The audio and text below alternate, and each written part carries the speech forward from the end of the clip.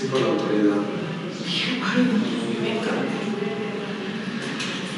Bueno, vamos a ver entonces, vamos a recapitular. Estamos viendo el libro del Evangelio de Marcos, el Evangelio de Mateo, del autor Adolfo M. Castaño Fonseca. Vamos a ver una recapitulación del Sermón de la Montaña. Dice aquí, en la página 296. Dice, el Sermón de la Montaña representa un momento clave inicial y también uno de los más relevantes en todo el Evangelio de Mateo, ya que condensa muchas de las enseñanzas del Mesías. En esta parte del relato evangélico se puede ver de forma clara y solemne cómo comprende el Maestro la identidad de sus discípulos y las directrices que estos deben seguir para que ellos vivan una adhesión auténtica de él y un seguimiento real y efectivo. Es la declaración de los principios normativos del nuevo periodo de la época de la plenitud, al mismo tiempo revalorando y redimensionando el valor de la ley y estableciendo la continuidad y la superación de entre los dos momentos de la misma historia, camino y cumplimiento. Era lo que veíamos, ¿verdad? Entonces, continuidad sin rechazar la ley antigua, ¿no? La ley antigua, sino que simplemente es darle su valor y reencauzarlo o reinterpretarlo correctamente, sin quitarla, sin borrarla del mapa, sino dándole el valor que le corresponde. Y jugar pues en los dos términos, ¿no? Acuérdense de Mateo, siendo judeo cristiano, pues tenía que encontrar el equilibrio entre el Antiguo Testamento y el Nuevo Testamento, entre las leyes judías y lo que ahora tenían que cumplir los nuevos cristianos, ¿no? Entonces todo el Sermón de la Montaña representa el seguimiento de Cristo. ¿Qué es lo que tienen que ser? Las exigencias del seguimiento de Cristo. Entonces lo vimos un poquito en las bienaventuranzas y lo vimos en estas antítesis que dice no solamente no matarás, sino que no te enojarás con tu hermano, no cometerás adulterio, sino que no tendrás deseos impuros. Entonces va más allá de lo que ya estaba establecido en estas prácticas, ¿no? Después la comunidad cristiana va a ver que algunas prácticas o algunas leyes, digamos, secundarias o no tan importantes que habían impuesto los judíos, pues que no eran tan importantes, ¿no? Como todas esas 600 leyes que están en la Biblia o todas las disposiciones que tenían los comentaristas judíos, el Talmud y todas estas disposiciones que, por ejemplo, decía cuántos pasos tenías que poder caminar el sábado, etc. Pues todas estas disposiciones, muchas de estas disposiciones pues, resultaban no tan necesarias o no tan importantes o no esenciales, ¿no? Simplemente como tienen el problema de los judíos en el primer concilio de Jerusalén, pues deciden que no era necesario que los cristianos se tengan que hacer judíos primero para hacerse cristianos. Nomás les dicen, bueno, díganles que se abstengan de la carne inmolada a los ídolos y ya todo lo demás pueden hacerse cristianos. Entonces, bueno, sí hay una superación, sí hay un avance en la ley, pero en continuidad. Yo creo que es lo más importante, en continuidad. No en ruptura, no es que ya esto ya no vale, no es que la antigua ley ya no vale, sino que más bien ahora yo les digo, ¿no? O sea, si antes se les había dicho esto, yo ahora les digo esto, porque este era como el espíritu de la ley, porque este era lo más importante de la ley. Y entonces Jesús, con toda autoridad, pues nos deja estos mandamientos, ¿no? Esta revaloración de los mandamientos que ya existían, esta reinterpretación de los mandamientos que ya existían. Dice, las exigencias radicales que aparecen en este sermón hacen descubrir, por un lado, la novedad y superioridad del momento del reino que ha llegado a su plenitud. En cambio, la insistencia y cumplimiento, hasta de la más pequeña coma de la ley, pone de manifiesto, por otro lado, la secuencia y continuidad de ambos periodos, una dinámica en la que el camino y el cumplimiento al mismo tiempo que se distinguen se entrelazan recíprocamente hasta formar una fuerte interacción. Y la justicia que viene a cumplir el Mesías fue un rol fundamental, pues se trata de una actitud básica que abarca las más fuertes exigencias del momento en continuidad respecto a lo antiguo. Bueno, eso es lo que podemos decir ya para concluir este Sermón de la Montaña. Acuérdense que estamos en el Evangelio de Mateo y se divide en 5 sermones, ¿no? 5 bloques que se van a hacer 5 sermones.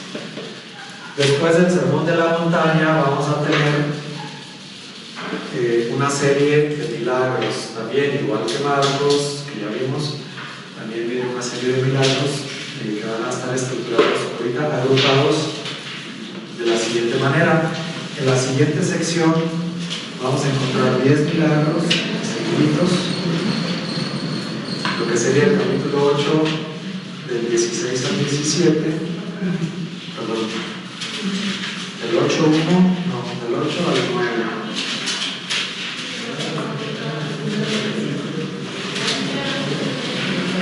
Básicamente del 8 al 9. Los capítulos 8 y 9 van a ser una sección de 10 milagros. Tenemos la curación del leproso, curación del criado del centurión, curación de la suegra de Pedro. Luego tenemos numerosas curaciones, la tempestad calmada, liberación de los endemoniados, curación del paralítico, curación de la hemorroísa, resurrección de la hija de Jairo, curación de los 2 ciegos y curación del endemoniado. Y en estos 10 milagros están seguiditos. Y luego después vamos a tener otros 10 milagros, pero esparcidos a lo largo de todo el Evangelio. Desde el capítulo 12, 14, 15, 17, 20 y 21 vamos a tener otra serie de milagros, que es la curación del hombre de la mano paralizada, la primera multiplicación de los panes, camino sobre las aguas, curaciones en Genesaret, curación de la hija de la cananea, curaciones controladas, segunda multiplicación de los panes, curación del endemoniado epiléptico, curación de los ciegos de Jericó y la maldición de la higuera estéril. Estos otros 10 milagros van a estar esparcidos a lo largo de varios capítulos, desde el capítulo 14 hasta el capítulo 20.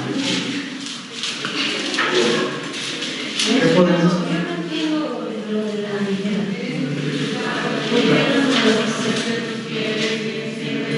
Pero somos nosotros también, ¿no? La higuera que representa al ser humano, ¿no? Sí, puede ser. Primero porque tiene la autoridad, ¿no? Aunque parecería como que se enoja, como que humanamente se enoja. Pero al final de cuentas pues tiene el mensaje, ¿no? Porque si no produce frutos. Y todos estamos obligados a dar frutos. Si no produce frutos, hay otro pasaje donde dice, bueno, déjala otro año a ver si. Alguien otro, ¿verdad? Y en esta de higuera estéril nada, no le dio chance, ¿no? Hasta luego ya. La maldición. La maldición y se secó. Yo creo que tiene que ver con los frutos, que todos tenemos que dar algo de fruto, ¿no? Al 100 o al 50 o al 60, pero tenemos que dar algo de fruto. Si no, pues como que ya no tendría ninguna razón de estar aquí. Yo creo estamos malditos y no producimos frutos. Sí, bueno, hay un maldijo, pero pues no estamos dando lo que Dios espera. O sea, ¿quién ha tenido un árbol frutal en su casa? ¿Qué sienten cuando no da fruto o qué sienten cuando se comen un fruto? Mucha satisfacción, ¿verdad? Gusto por probarlo, o sea, te da más gusto comerte ese fruto que si lo compras. Es como una decepción por los dones que uno le da. Ajá, más o menos. Entonces, si nosotros somos como una planta y los Dios, entonces, ¿cuántos frutos estamos dando nosotros? Y esa alegría que le produce al dueño de un árbol frutal cuando se come fruto, pues, es más o menos similar a cuando nosotros damos fruto, hacemos obras buenas, hacemos la voluntad de Dios, más o menos. Es como de las monedas, ¿no? Que van a cada quien. Pues sí, está un poquito relacionado. Bueno, ¿qué características entonces tenemos con los milagros? Miren, cada evangelista le va dando como su toque, le va dando su sello. Si es cierto que la base de Mateo es Marcos, si es cierto que muchos de los milagros se van a repetir, esto que ya vimos. Pero cada evangelista le va dando un toque, le va dando un matiz, yo creo que es la palabra, un matiz. ¿Sí? Dependiendo de la comunidad a la que está dirigido, dependiendo de sus creencias, dependiendo hacia dónde quiere enfocar su mensaje. Pues parecería repetitivo como que los milagros son los mismos, pero hay ciertos matices que resalta, que los pone, que los retoca, que los hace como de una manera diferente, ciertas como características que se repiten y que se puede ver, se puede apreciar en Mateo, al a diferencia de los otros evangelistas. ¿Cuáles son esas características que podemos ver en los milagros? En primer lugar dice narraciones esquemáticas. En las características de los milagros. Sí.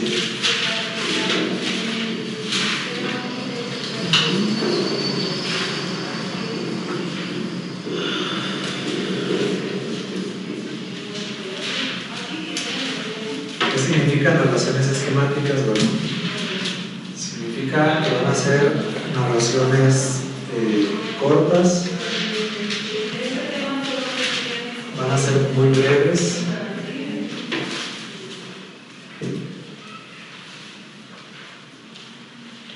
no va a tener detalles como pintorescos, como algunos detallitos. ¿Se acuerdan con Marcos? De repente nos daba ya algún otro detallito que nos describía un poquito la escena.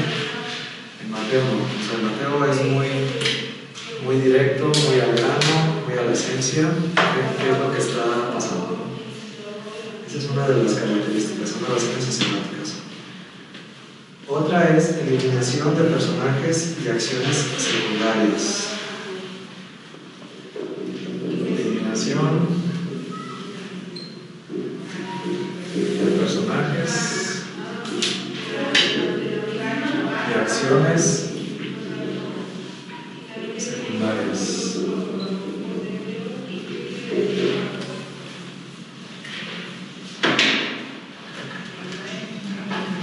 Para Mateo, lo más importante o el centro es Cristo.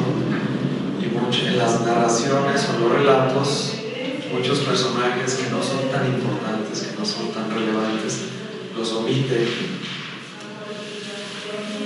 Por ejemplo, en la sanación de la suegra de Pedro, va Jesús con sus discípulos.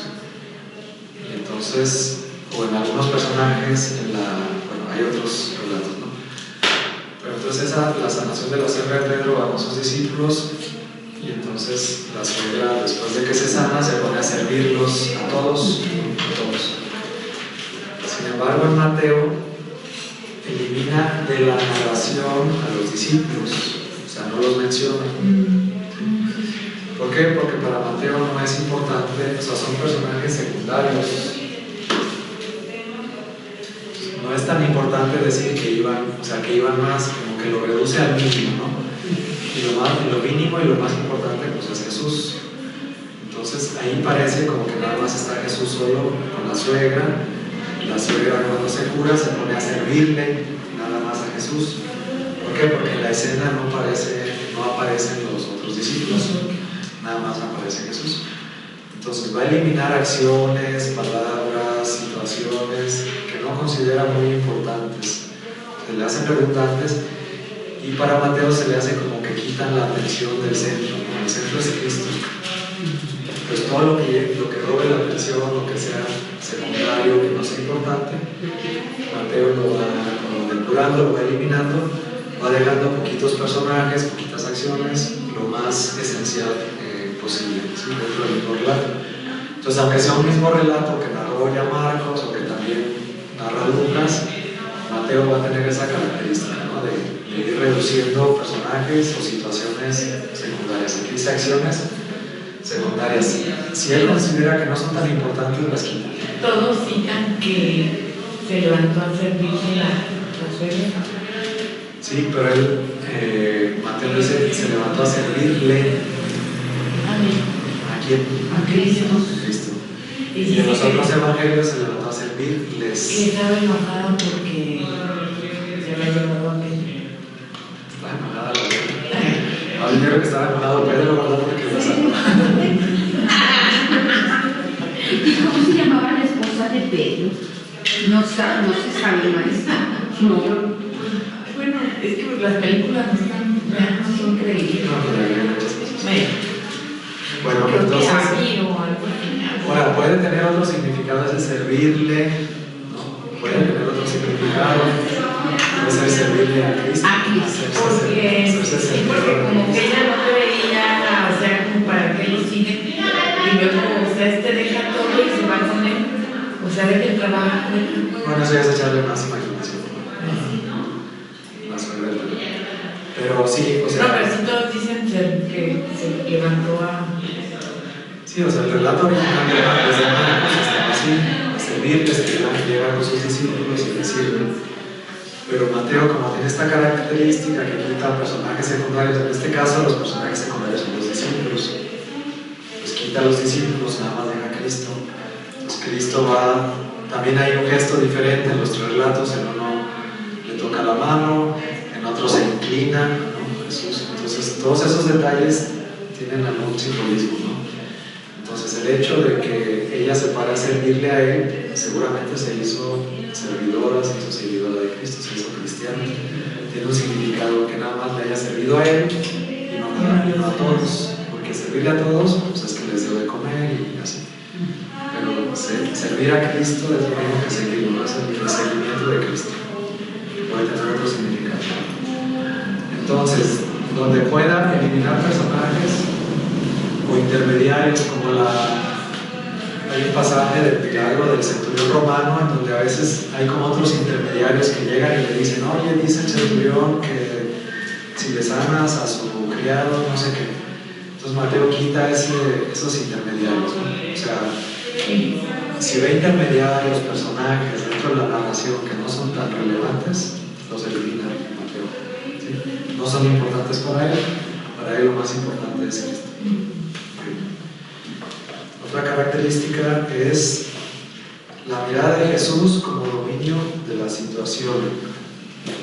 La mirada de Jesús.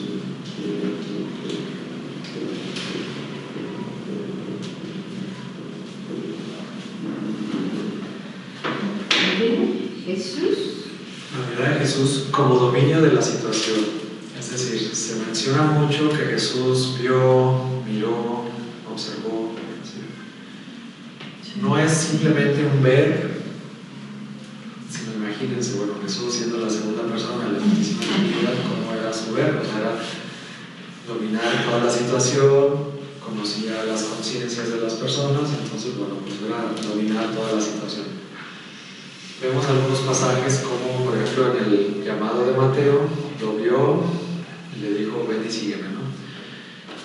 Y hay otros ejemplos en donde dice que él veía, viendo que estaban haciendo esto, entonces Jesús dice. Entonces va a ser característico de Mateo la mirada de Jesús, mencionar mucho la mirada de Jesús, no solamente como que él ya vio, sino que él está dominando la situación, ¿no? La mirada de Jesús es poderosa, es potente y para Mateo es importante resaltar el verbo ver, mirar desde la perspectiva de Jesús es muy fuerte, ¿no? Es conocer la situación, pero también como en el caso del llamado de Mateo, bueno, pues una mirada fue suficiente para que Mateo, el evangelista, ¿no? Decimos que el evangelista lo siguiera. ¿Qué vio Mateo? La mirada de Jesús, ¿no? ¿Qué fue lo que vio? Que en ese momento le dice, ven y sígueme, sin haber escuchado de él, sin haber nada más, con la mirada de Jesús, fue lo único que dijo, sí, yo te sigo. Entonces vemos la fuerza del poder que tiene Jesús en su mirada y lo vamos a ver plasmado en el Evangelio de Mateo.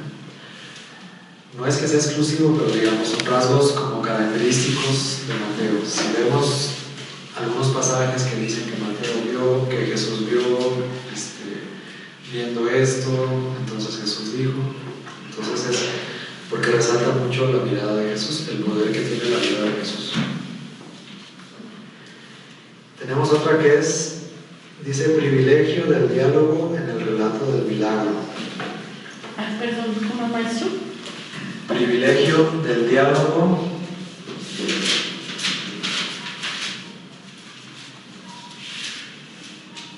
en el relato del milagro.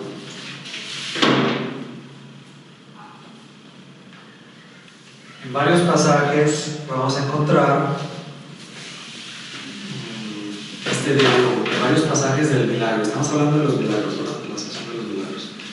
En varios pasajes de los milagros, en varios milagros vamos a encontrar como este diálogo en donde Mateo privilegia el diálogo directo, ¿no? que la persona le pregunta algo a Jesús, que Jesús le contesta. ¿Se ubican o algún ejemplo? Por ejemplo,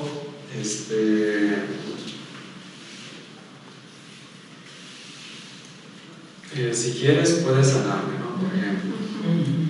O al ciego, ¿qué quieres que yo haga por ti? No sé, ese diálogo, esas preguntas en donde se establece ese contacto directo, sí, esa comunicación, porque nosotros a veces ni les preguntábamos, nada más lo hacían, ¿no? Claro que Jesús sabía, ¿no?, qué era lo que necesitaban y qué era lo que querían, pero Mateo va a privilegiar mucho el diálogo, le gusta mucho poner que la persona pide y Jesús le pregunta ¿qué quieres que haga por ti? Y pide y después ya realiza el milagro, ¿no? Entonces es otra de las características. En varios milagros vamos a ver ese diálogo entre la persona que recibe el milagro y Jesús. Lo vamos a ver. ¿Por qué me das un marca? Sí.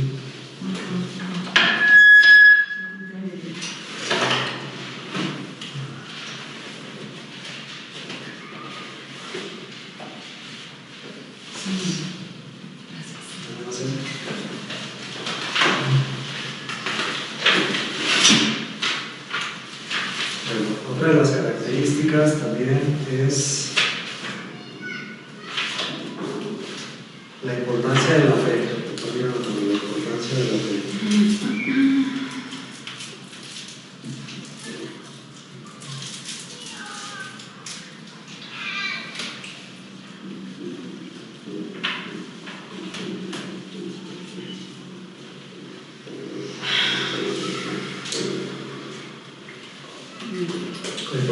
Entonces, dentro del milagro va a ser muy importante la fe con la que se acercan. Muchas veces les va a decir, tu fe te ha salvado, etc., ¿no? Entonces, para Mateo va a ser muy repetitivo, muy constante resaltar la fe para que se realice el milagro. Y es que va de la mano, los milagros van de la mano. Hay 3 verbos que usa Mateo, ¿no?, que iba por todo Galilea, andaba predicando, sanando y sanando otro.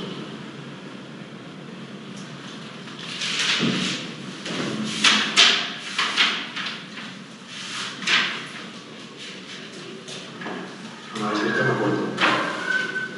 Pero él andaba predicando y sanando, ¿no?, o haciendo milagros. Predicando, sanando y haciendo milagros. Entonces, es un Jesús activo, en el Evangelio de Mateo es un Jesús activo que combina la predicación con la sanación. Los milagros son parte de su apostolado, de su actividad, y van de la mano siempre. La predicación va mezclada y va combinada con los milagros. No tanto en la manera como están presentadas en el Evangelio, porque ahorita vemos una sección de 10 milagros y luego un discurso, pero normalmente en la vida real debe haber ido mezclado, ¿no? El mismo día hacía milagros, predicaba y esa era como la actividad. Entonces, la importancia de la fe en las personas que reciben el milagro es otra característica de Mateo. ¿Milagros y qué dijo, maestro? Curaciones. Eran 3. Predicando, sanando y haciendo milagros. Predicando. Gracias. La dignidad y el poder del Hijo de Dios y Señor de la comunidad. La dignidad. La dignidad y el poder del Hijo de Dios. Dignidad y poder.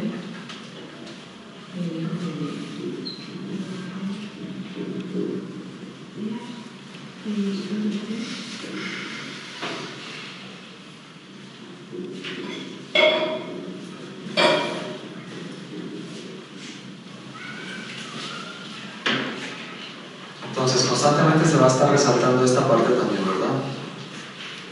El poder del Hijo de Dios y su dignidad. De alguna manera, con los milagros se da a conocer quién es y por qué tiene el poder, ¿no? Porque tiene el poder, por eso lo hace.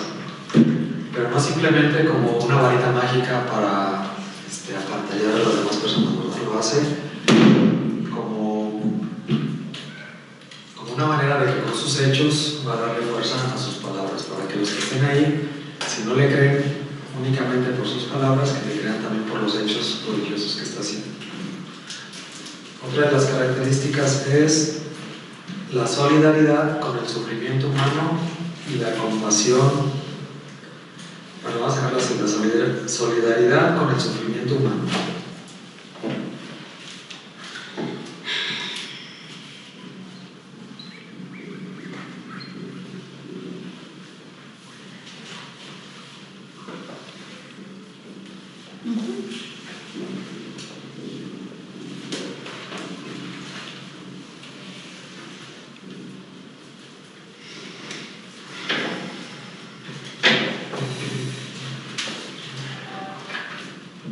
Vamos a encontrar entonces varias narraciones en donde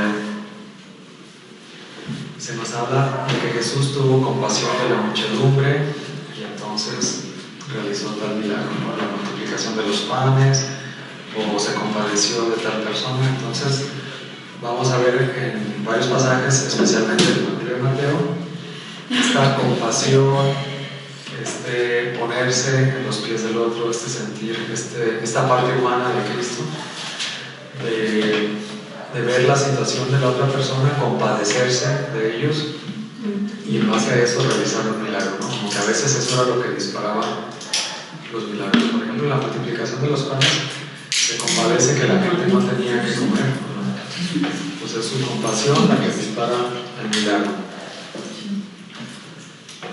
Bueno, aquí conectamos otra vez un poquito con el Antiguo Testamento en esta solidaridad y sufrimiento, con el sufrimiento humano. Conectamos un poquito con dice comprensión del Mesías sufriente. Porque, bueno, este Jesús que tiene esa compasión también va a ser el mismo Jesús que va a sufrir más adelante en la cruz, ¿verdad? Jesús va a ser el Mesías sufriente. Tiene compasión porque Él sabe lo que va a sufrir más adelante y pues porque es misericordioso, ¿no? También, porque tiene esa misericordia divina y se compadece de las personas. Va a conectar en el Evangelio de Mateo con el Mesías sufriente, con el siervo de dolor, el varón de dolor, que nos habla Isaías. Ahorita vamos a leer algún pasaje para ver con qué conecta. Acuérdense que Mateo trata de conectar todo el tiempo el Antiguo Testamento con el Nuevo Testamento. Entonces tenemos desde Isaías unas citas que se les llama así del Mesías sufriente. Hay varios textos de Isaías que nos presentan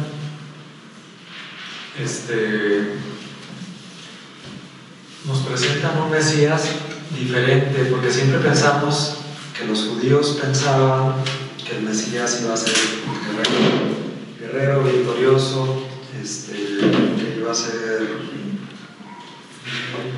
un general, un rey con ejércitos y que iba a librarle, ¿no? de los romanos o de los enemigos. Sin embargo, también tenemos figuras en los profetas que son un poco diferentes. Esta figura de Isaías es quizás lo opuesto, ¿no? de un rey victorioso. Va a ser un varón de dolor, alguien que sufre en carne propia, alguien que es como un gusano, alguien que no es estimado para nada, por nadie, que no es estimado, todo lo contrario, ¿no? Alguien que es un varón de dolor, que sufre en carne propia, que está sufriendo, ¿no? Entonces, esta figura de este Mesías sufriente ya la teníamos desde Isaías, no es que se la inventó Mateo. Pero Mateo trata de conectar, y bueno, quizás es por esa la razón, o una de las razones porque conecta el Antiguo y el Nuevo en esta figura del varón de dolor o el siervo doliente. Quizás esa es la causa por la cual Jesús todo el tiempo siente compasión, misericordia de los que sufren, de los desposeídos, de los que tienen alguna necesidad o alguna dolencia. Va a decir en el de Isaías, cargó con toda dolencia y con todo dolor. O sea, él como que cargó. Incluso podríamos decir que en algunos de la pasión de Cristo, citada por el mismo Isaías, ¿no? 600, 700 años antes de Cristo. Vemos esta figura o prefigura de un Mesías sufrido. Ahora vamos a buscar en el libro de Isaías. ¿Isaías? Sí, estaba.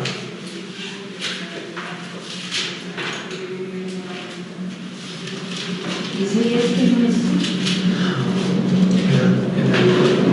En el 50 está el tercer canto del siervo, son 4 cantos.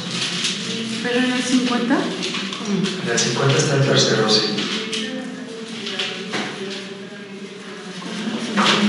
En el capítulo 50. Capítulo Es Isaías 50, ¿verdad, maestro? Isaías capítulo 50, ahorita les digo que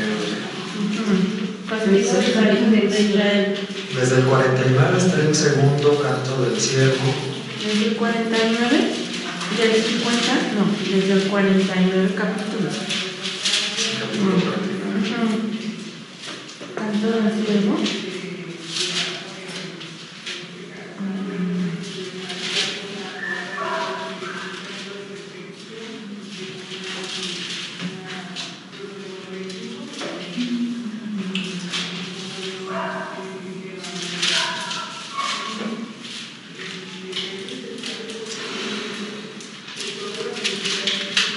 Creo que en el 54.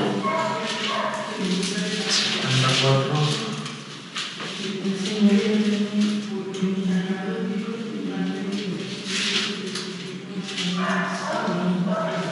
Donde dice grita de judío. 54 y luego, bueno, vamos a ver primero el 54. No, eso dice el Señor, ya me ha dado lengua 12. Ese es el don de una lengua.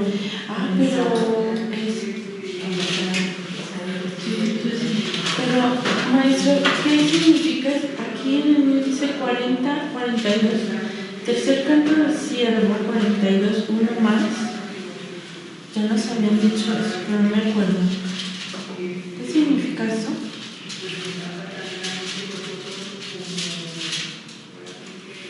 En el 42 uno a lo mejor es donde está el primer canto, no sé.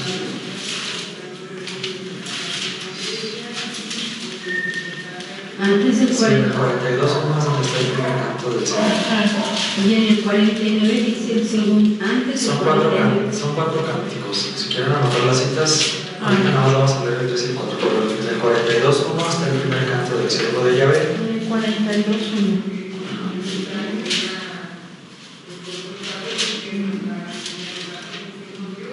Luego en el 49.1 está el segundo canto del siervo. Y luego en el 54 está el tercer canto del siervo. ¿En el 54? Y luego en el 52.13 está el cuarto canto del siervo. ¿En el que maestro? 52.13. Ok, son 4 pasajes.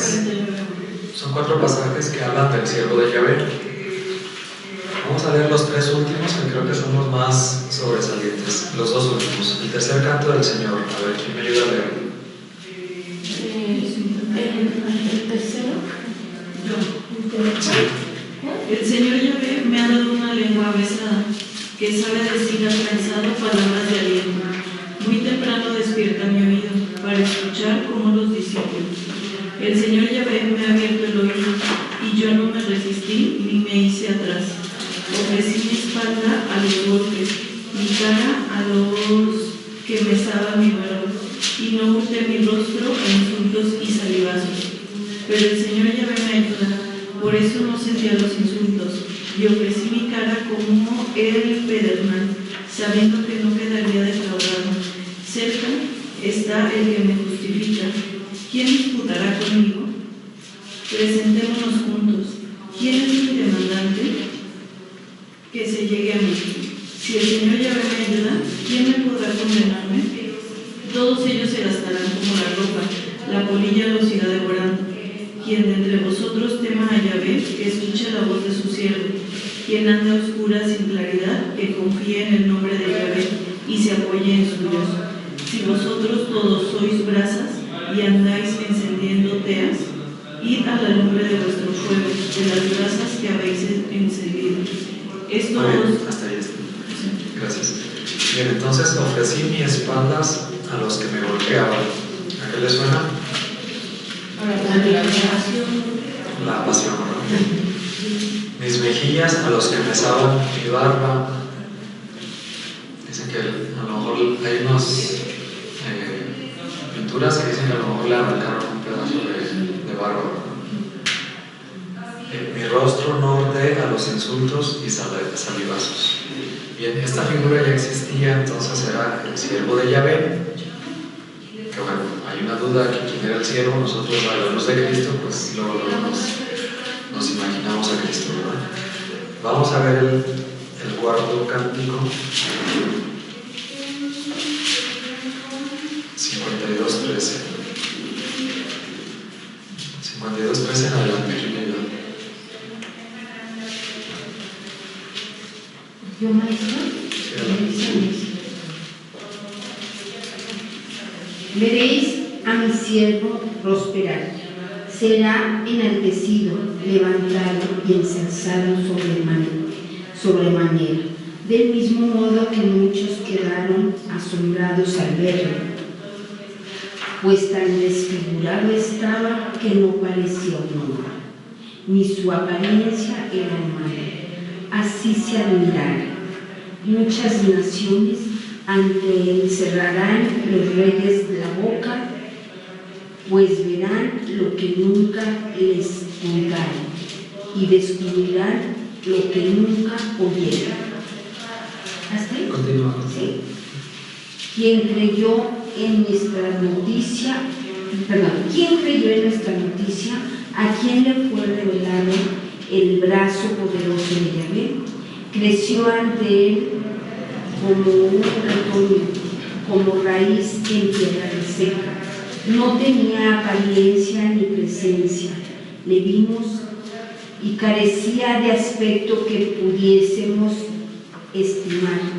Despreciado, marginado, hombre doliente y enfermizo, como de taparse el rostro por no verlo, despreciable, un donadie.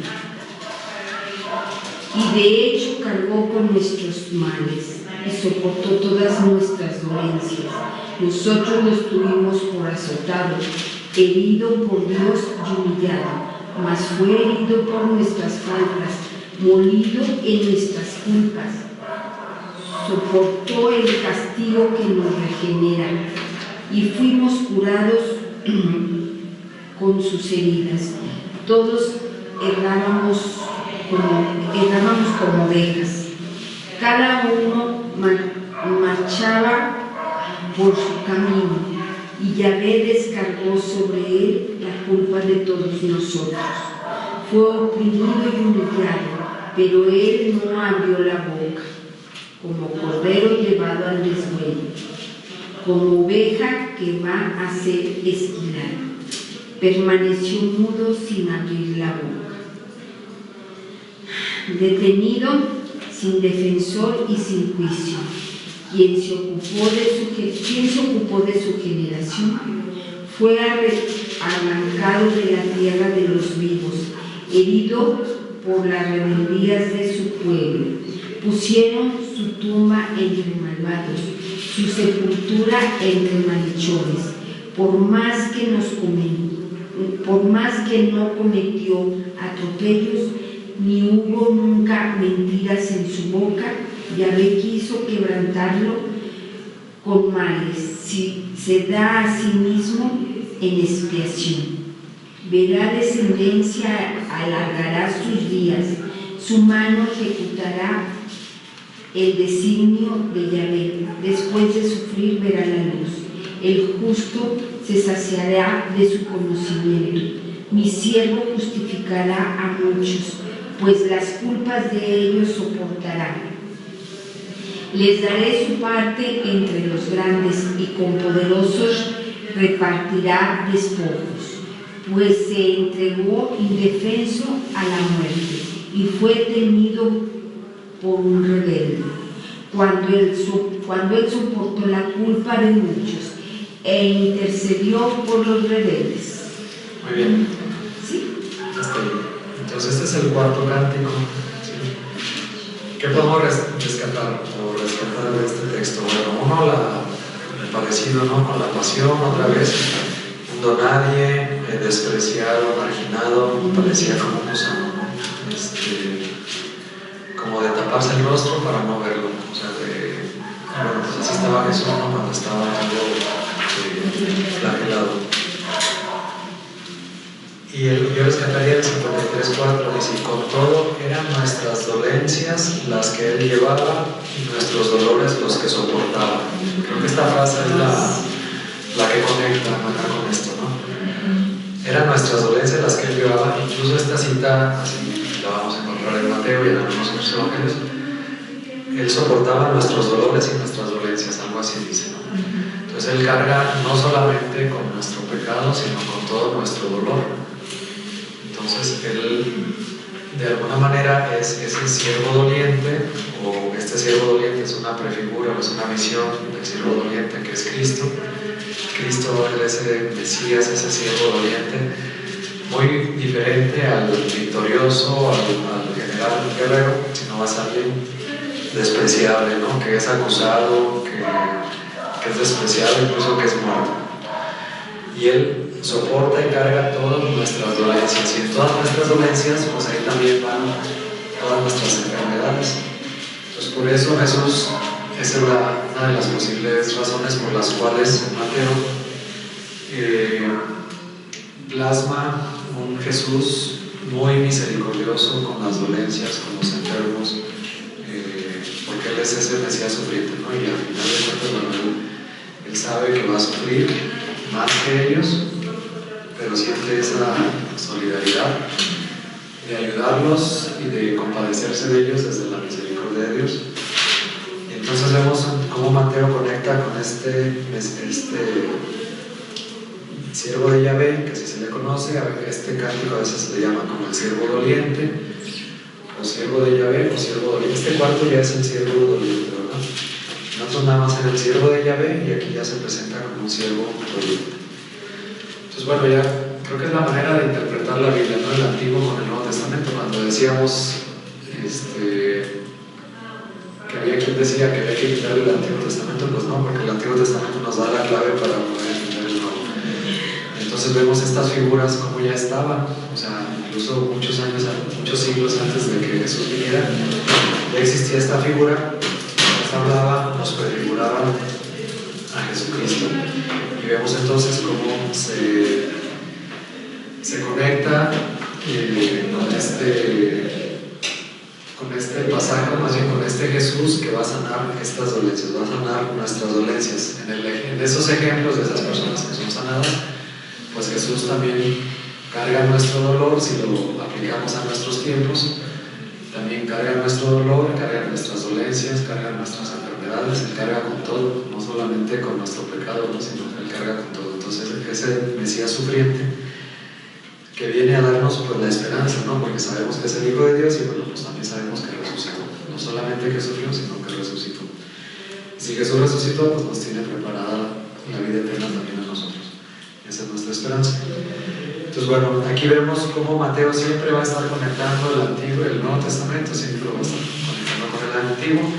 Es el que más lo está conectando y más está como queriendo decir, para que se cumpliera la Escritura, para que ustedes vean que aquí el siervo doliente está en Cristo Jesús, ¿no? Entonces, bueno, no sé si tienen alguna duda o pregunta, o comentario hasta aquí, hasta este punto. Pues nada más me recuerda, por favor, cuál fue el capítulo del primer discurso. El cántico. El siervo ya 42 42, ¿qué? 42, sí. 42, sí. 49.1 y 54, ¿no? 49.1, 54 de Isaías. y 52. Son tres. ¿Sí? ¿Otra duda, comentario? 42 nada más uno. 42. 42, 1, 49, 1. Ok. Sí, Gracias, gracias. Juan. Pues a mí se me hace muy reveladora la clase, ¿no? O sea, Sí, pues gracias. Dios, bueno, Jesús dio todo. No sé, me llama la atención donde dice sin abrir la boca, pero vinculándolo con la primera parte, a mí me cuesta trabajo poner la otra mejilla, ¿no? Entonces, si lo pongo como en comparativa, pues entonces no tendrá que ser tan difícil, ¿no? Siguiendo como el ejemplo de Jesús. Sí, exactamente. Si queremos el seguimiento de Cristo, si queremos ser discípulos de Cristo, pues tenemos que hacer lo que Él hizo, ¿no? Y si Él puso la otra mejilla y si Él resistió, siendo quien es Él, todo el poder y toda la autoridad, Él resistió a lo que le hicieron. Lo que decían que difícil es la otra parte, ¿no? De la antítesis de poner la otra mejilla, pedir perdón y todo eso. Bueno, pues hay que seguir el ejemplo del Maestro, ¿no? Imitar. Si queremos ser dignos discípulos de Cristo, tenemos que imitarlo en la medida de lo posible. Y bueno, pues allí en el Evangelio, todo lo que nos presenta es el camino para el seguimiento de Cristo. O sea, todo lo que hemos visto hasta ahorita es lo que tenemos que hacer para ser verdaderos cristianos, verdaderos discípulos de Cristo. Vamos a terminar con este cántico.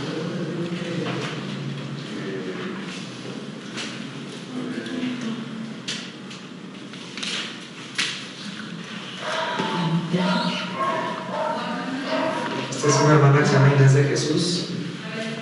La hermana Inés de Jesús es religiosa, es cantante católica y tiene un canto del siervo doliente que habla precisamente de este texto del cuarto cántico de Isaías. Entonces, si les parece, lo escuchamos para dejarlo como una pequeña meditación.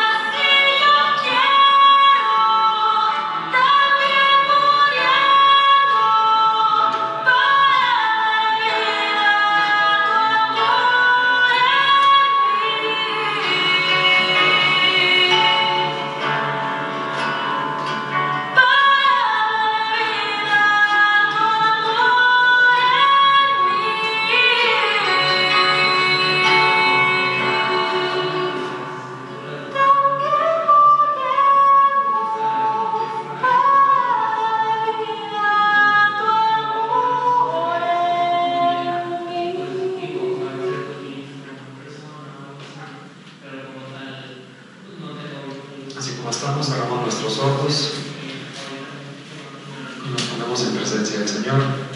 Te pedimos, Señor, en esta noche que te quedes con nosotros. Te pedimos, Señor, que nos ayudes a entender y comprender tus misterios.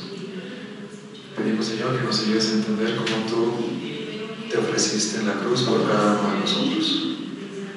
Te pedimos, Señor, que nos ayudes a entender cómo tú cargaste con todos nuestros pecados y ahora también cargas con nuestros dolores, con nuestros sufrimientos. Te los ponemos en tus manos, Señor. Tú sabes nuestros achaques, tú sabes nuestras enfermedades del cuerpo y del alma y de la mente, Señor. Tú sabes lo que no está bien en cada uno de nosotros. Te pedimos, Señor, para que vengas tú y nos ayudes a sanar. Tú que ayudaste a sanar a mucha gente en Galilea, también te pedimos, Señor, que nos ayudes a sanar. Pero sobre todo que nos ayudes a poner todo en ti. Que toda nuestra confianza esté puesta en ti. Porque tú eres ese Mesías que había de venir, ese siervo doliente que había que padecer por cada uno de nosotros. Te pedimos, Señor, que ilumines nuestra mente para que podamos hacer tu voluntad verdaderamente. Que nos ayudes, Señor, con ese seguimiento que tú nos planteas, ese exigente seguimiento, Señor, para ser verdaderos discípulos tuyos, para ser verdaderos católicos, donde podamos vivir plenamente nuestra fe. Sabemos, Señor, tú nos lo has prometido, que podemos ir contra corriente, que podemos ir en contra del mundo, que el mundo no nos entenderá, Señor. Sin embargo, te amamos, te respetamos y queremos, Señor, poner toda nuestra vida en tus manos. Queremos, Señor, que ilumines nuestra mente y nuestro corazón y nos indiques qué es lo que tenemos que hacer en nuestras circunstancias, en nuestra situación de vida. Que seas bastante claro, Señor, y que nos ayudes a entender cómo podemos corresponder a ese amor tan grande que tú nos das. Tú has cargado con nosotros, Señor, has cargado con nuestras dolencias y con nuestro pecado. Te pedimos, Señor, que nos acompañes en esta noche, que nos acompañes y que nos bendigas, que nos ilumines, que envíes tu Santo Espíritu y que podamos ser verdaderos y fieles discípulos tuyos. Espíritu Santo, en esta noche también te invocamos, te pedimos que clarifiques nuestra mente y nuestro corazón, que nos ayudes a ser mejores discípulos de Cristo. Espíritu Santo, fuente de luz. Espíritu Santo, fuente de luz. Oh Señora mía, oh Madre mía, yo confieso verdaderamente a vos y de prueba de vida de los consagro en esta noche y corazón. Y todo mi lengua, mi corazón, en una palabra todo mi ser, ya que soy tuyo, más que madre de bondad, guárdame y defiende como vos profesas. Dulce Madre, no te alejes, dulce de los hermanos, ven por todas las partes, una nunca mediante, y aquí te está tu verdadera madre, hacen que el Padre, el Hijo y el Espíritu Santo. muchas gracias, buenas noches. Gracias. Gracias. Yo digo que nos falta obediencia, ¿no? Porque decís, pero bien.